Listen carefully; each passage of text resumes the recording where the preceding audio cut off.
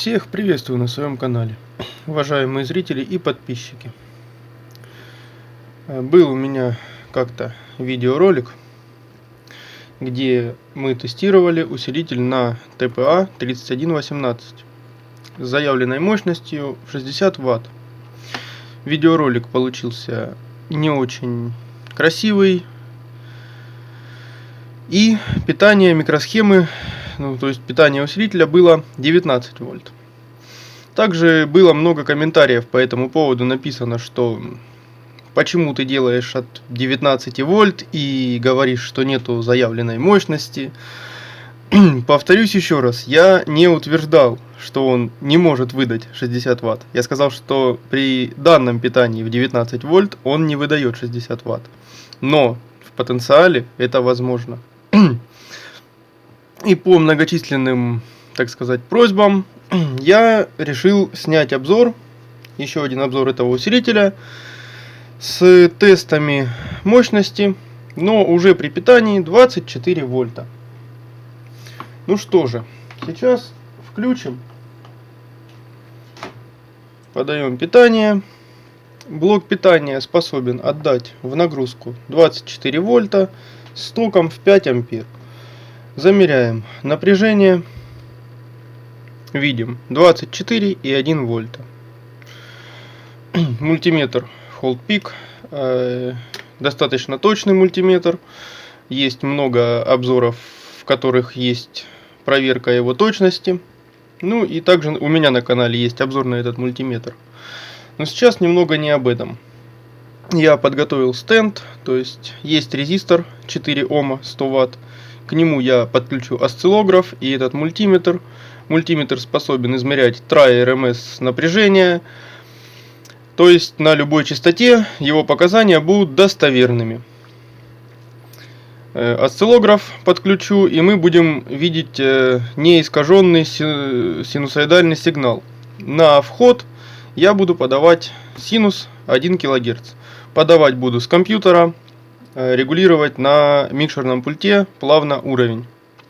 Сейчас я все это подключу и продолжим. Приступим, собственно, к тестам. Ну что же, мой испытательный стенд готов.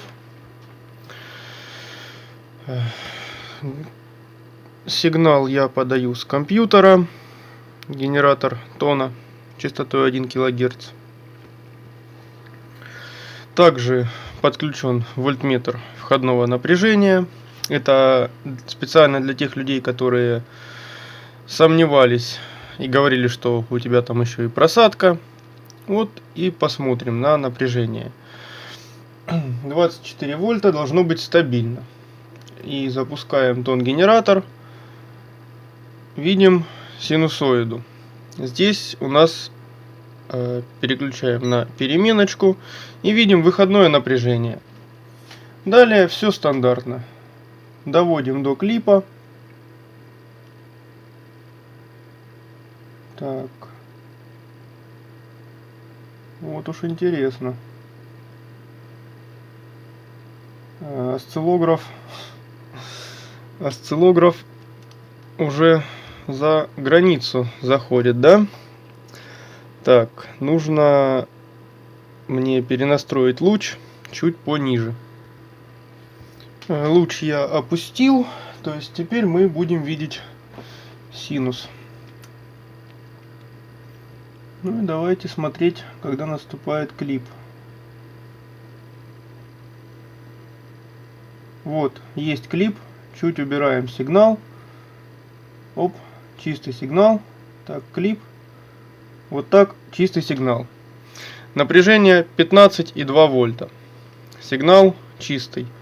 Я надеюсь, вам видно. 15,2. Хорошо. Запоминаем это число, эту цифру. И сейчас посчитаем. Я запишу. 15,2 вольта. Да, и сейчас нужно посмотреть на просадку напряжения еще, да? Доводим напряжение на выходе до клипа. Напряжение на вольтметре. На вольтметре не просаживается ни капли. То есть напряжение 24 вольта. Стабильно. И теперь считаем выходную мощность. 15,2 вольта. Умножаем само на себя. Равно. И делим на 4 Ома, на сопротивление нагрузки. У нас получается 57,76. Вот 57,76 Вт чистой мощности. Усилитель, в принципе, оправдывает заявку в 60 Вт.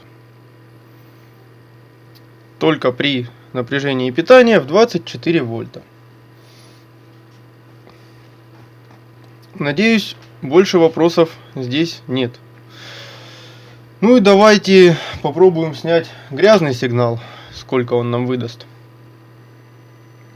Вот клип 18,2 вольта, грубо говоря.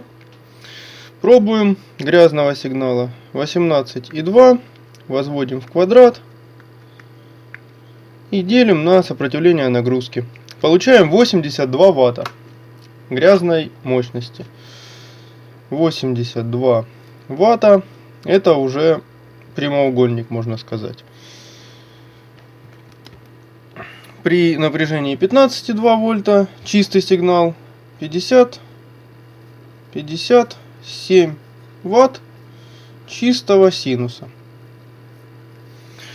Ну что же, усилителю можно поставить 5 баллов. Тем более при его стоимости это просто отлично. Но и питание ему нужно стабильное 24 вольта. Что же, всем спасибо за просмотр. Ставьте лайки, подписывайтесь на канал, переходите, заказывайте. Всем удачи, всем пока.